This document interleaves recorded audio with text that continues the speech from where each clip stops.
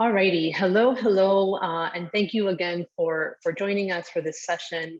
You are about to go on a little bit of a data excursion.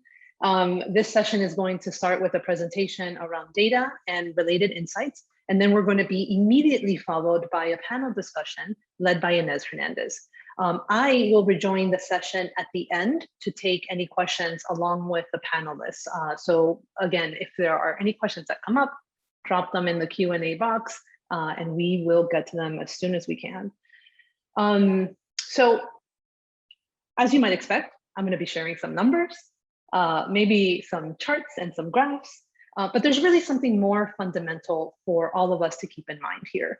Most of you agree that our small businesses really need access to the best tools, the best information, the best products in order to sustain and grow. But we can't design better tools and information and products unless we know who we are serving and where are they and what do they need. We certainly can't know that progress is happening if we also don't track and measure it. I guess what I'm trying to say is that this isn't data for the sake of data. It's really that the more intelligence we have, the better our approach and programs are going to be, and the more likely we are to see the kind of just recovery that leads to a growing and thriving small business community that we really all care about. So this is kind of where our story starts with Access Helps, right? Our data journey actually started at the very beginning of Access Helps, but it actually really came to a head with RISE. For those of you that aren't aware, the Miami-Dade County RISE program is a small business loan fund that was designed specifically to help small businesses get access to capital that they otherwise wouldn't have. RISE began as sort of a response, if you will, to the reality that many small businesses were unable to access programs like PPP and the EIDL loans. In the beginning of RISE, the program experienced a challenge that many other places across the country have struggled with, and still today, a year and a half later, they're still struggling with. And you heard echoes of this in the conversation that we just had with Joel and Joyce. And that specific struggle is getting the dollars out the door, right, out, specifically to the people that are intended to receive those dollars, those individuals that need it the most. So when our team joined the RISE team in the fall of 2020, our job was essentially to develop and execute a strategic outreach effort to make sure we get those dollars out, right? To reach those small businesses that were specifically targeted by RISE, we needed to know where and who they were, but we could not find the data that we needed anywhere. And so we created it. And we ended up with a crazy looking map, essentially what you see on your screen right now. Lots of data everywhere. But this did actually afford us with a few key pieces of information that we needed. And the most important thing is that it helped us understand where the small businesses that specifically met RISE's criteria were located, where they were clustered, and that enabled us to strategically deploy that boots on the ground effort around outreach. And so what was the outcome of that? Because we were able to deploy a data-driven outreach, and because the RISE team and all of the organizations behind it were excellent, the leadership was, the partnership, the collaboration was excellent. Two main things came out of it. All the dollars that RISE had sort of allocated, nearly all of them were dispersed, and that meant helping 900 local small businesses before the December 2020 deadline. You're going to hear a lot more about the impact of RISE and what it did, because you all are going to be the very first people to see the new RISE micro documentary in a couple, just a little bit later today. The second big thing that, at least for us, that came out of RISE was that it was the confirmation that we were indeed extremely data poor in Miami-Dade County. And while we have a lot of work to do quickly on that front, it really isn't anything to be to fret about, because it is nothing more than an immense opportunity to take our collective work to a whole new level. Our county is going to achieve outcomes like this and far better as we take steps to use data more strategically, and we continue to build this coordinated effort with partners. So let's dig in a little bit deeper into exactly what and who we are trying to help. We all know that we have a robust small business community, right? Our numbers are inching ever closer to 100,000 businesses in Miami-Dade County. And we're not there yet, but there's about 100, we're getting to that place where lots of businesses can fit under the very broad definition of what a small business is. But for the purposes of the conversation here today, we're going to limit our definition of small businesses to those with less than $5 million in annual revenue and less than 20 employees. That definition nets us over 65,000 small businesses. So how can we help those businesses? And what else do we, what do we know about them, and what else do we need to know about them? For everything that follows, we've used data from a number of different sources, including the census, Data Axle, RISE, our own surveys administered in District 5, and our own ecosystem mapping of the local lending landscape. So there's some things that, basics, right, foundational. In terms of annual revenue, 3/4 of our businesses remain fairly small, and that's under the $1 million mark. And that's, again, annual revenue, and those are estimations. And half of the businesses are under $500,000. Some of this is unsurprising, right? Our businesses also remain pretty small in terms of employment, with a large majority under 4 employees. And they're young, but there's a decent mix of age in our businesses, because about 40% are older than 10 years. And that is rather encouraging to see, except because they remain so small, there's something interesting there to explore. And then finally, in terms of industry, if we look at the top 5 industries, it's not incredibly surprising. We have a strong presence in things like healthcare, retail trade, and professional services, and some traditionally, construction, things that have always been on the mark for us. So what we've done now is taken that information and we've mapped these businesses, and the picture looks something like this when you have all the information in front of you. It's interactive, so we can now filter down by specific criteria. What I'm going to show you today is a sort of a series of screenshots, and they look a little bit like this, right? Because, for instance, we can easily see now where the businesses that average somewhere between $1 million and $2.5 million, and they employ 10 to 19 individuals, are located. We can also drill down a little further, and we can say, all right, well, these are all of those businesses within, say, Commissioner Higgins's district, and we can do this for any commission district, right? So these are the businesses, $1 million to $2.5 million in revenue, 10 to 20 employees. We can also take it a step further and say, these are the businesses that are within the food and accommodation industry that are averaging 1 million to 2.5 million and meet the rest of that criteria. So why would we want to do this, and why is this valuable? Let's say that the South Florida Anchor Alliance has determined that businesses that fit this profile are the ideal targets for a new minority business procurement program. Or maybe these businesses perfectly fit the parameters of a new program that will provide them financing and expert support in order to grow. Programs just like RISE that can truly make a difference. But what if there was a remarkable business program with generous grant funding, and that was for women-owned businesses? I mean, we've all seen plenty of examples of these pop up over the last year. Where within the sea of dots are our women-owned businesses, our Black-owned businesses? Where are the businesses run by individuals that have lived in the US less than 5 years? Any map that we can generate today of gender or race or immigration status looks a lot like this one right now. This particular map is of women-owned businesses for which we only have a reliable data set of 306 businesses across the entire county. But what we know, and we're all certain that there are way more than 300 small businesses led by women in Miami-Dade. So where are they? How many employees do they have? How much revenue are they averaging? What industries are they in? Do they want to grow? Do they need help? Those are the questions, and so many more that we are hoping to answer very soon through this work. So let's take a look at how we can get there and what we might learn with better intelligence, particularly around access to capital for our businesses.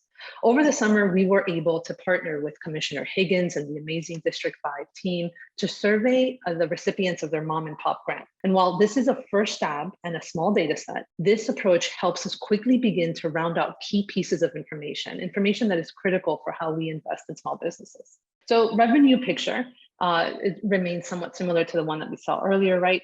Businesses are the businesses accessing mom and pop grants are pretty small, under 150,000, and the vast majority under $500,000 in annual revenue. Also small in terms of employment, but we're seeing a little bit of an increase because these are inching over towards 2 to 5 employees.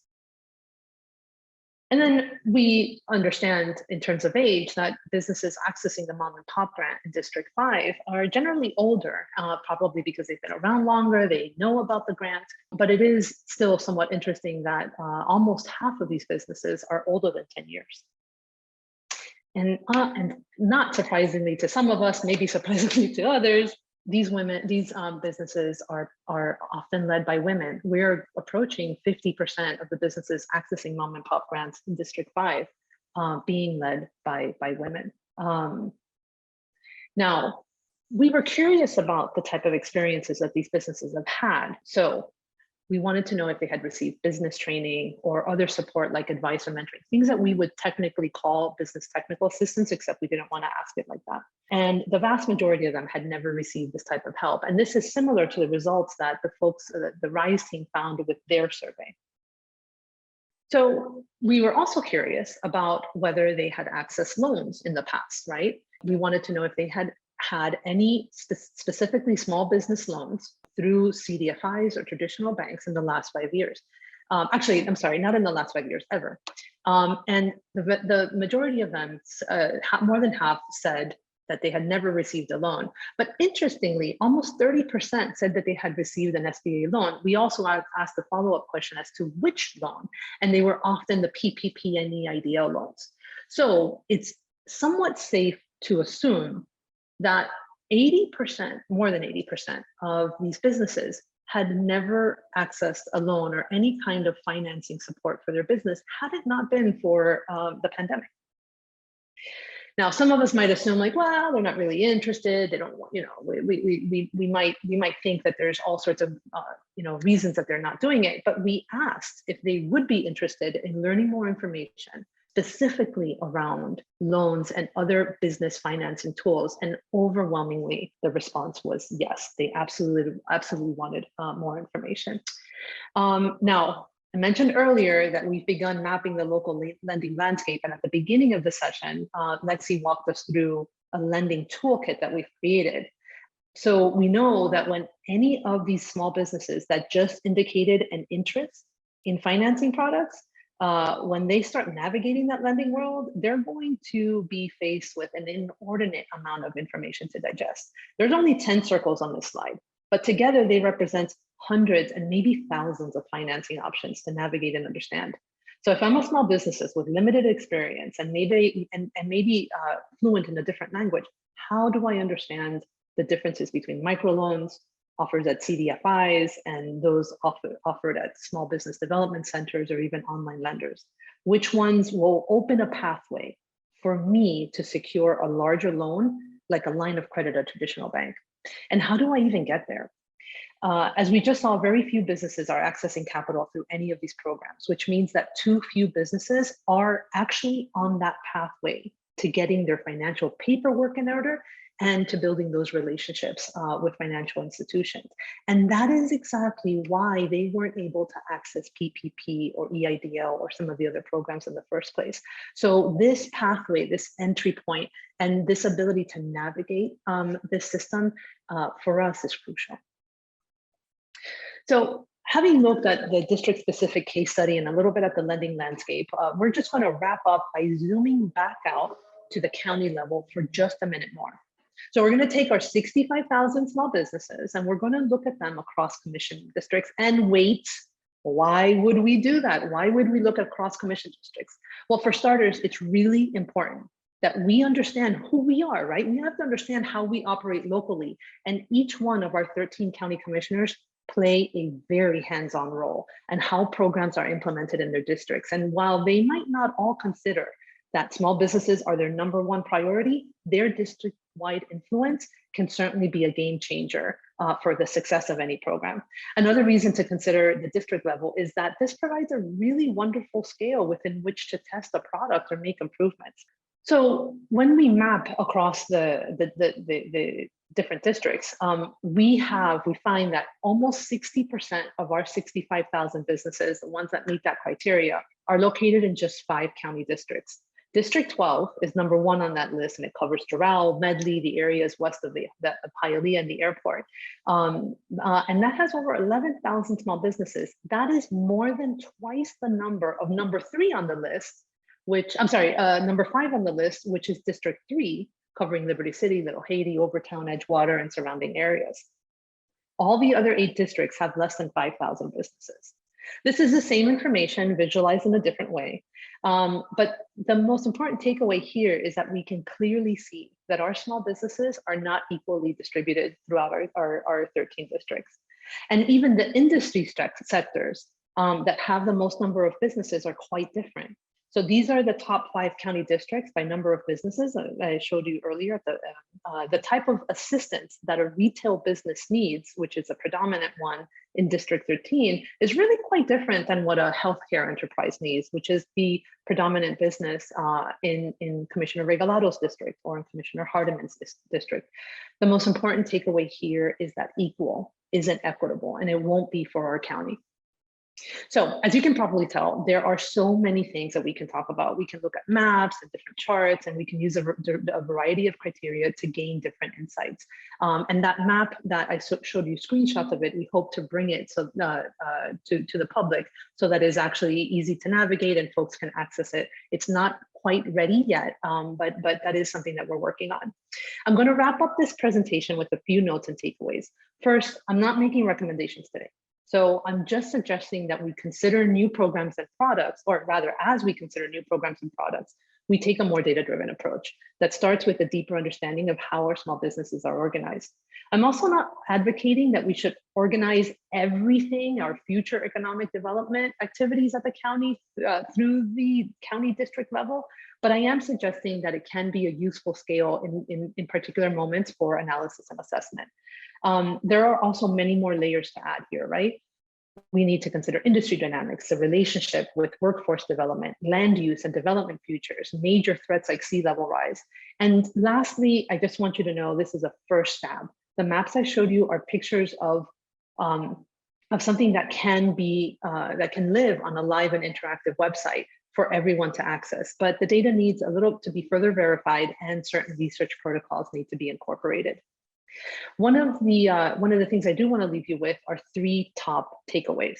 One of the few consistent small business programs, our mom and pop grant that we just saw, is funding that is equally divided today, equally divided across 13 districts.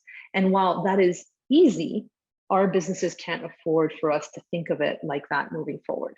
Equal distribution of resources across our county is not equitable. And we cannot get to equitable if we do not commit to developing and maintaining a robust data dashboard. Next, number 2, we really don't have enough intelligence to build out what our intuition and anecdotes are telling us just yet, but we're getting really close. We need a little bit more data around specific groups of entrepreneurs that need support. And there are some low-hanging fruit that we can quickly take action. 2 examples are the mom and pop grants. Just like we did in District 5, we can do that across the county and make sure that we are collecting data at every application and distribution point. And also the county business license. Another opportunity to add sort of a third one are the registrations for minority businesses at the county as well. And that could help us round out a lot of this data. And that would help us, have that like larger data set in all 13 districts. And lastly, the last takeaway here is that there is clear demand, but there's also a ton of noise. There are so many programs and they're all coming at small businesses in sort of stereo. So we can't design more noise. We have to be targeted and we have to be responsive. The programs have to be communicated well with great outreach and tracked, right, systematically, which all takes effort and it takes investment. But that demand is there, and I think that we can find creative ways to meet it. I have one last bonus takeaway before I hand it over. None of this could have been achieved without others. The kind of work we're talking about here today is not a one-player undertaking. Nearly everyone we spoke to from the beginning has helped shape this. This is not a success of our team or their team. It is something that we have carried together and we could not have achieved if it were not for great coordination and communication. So moving forward and armed with actionable data and committed to a coordinated approach, what can we achieve together?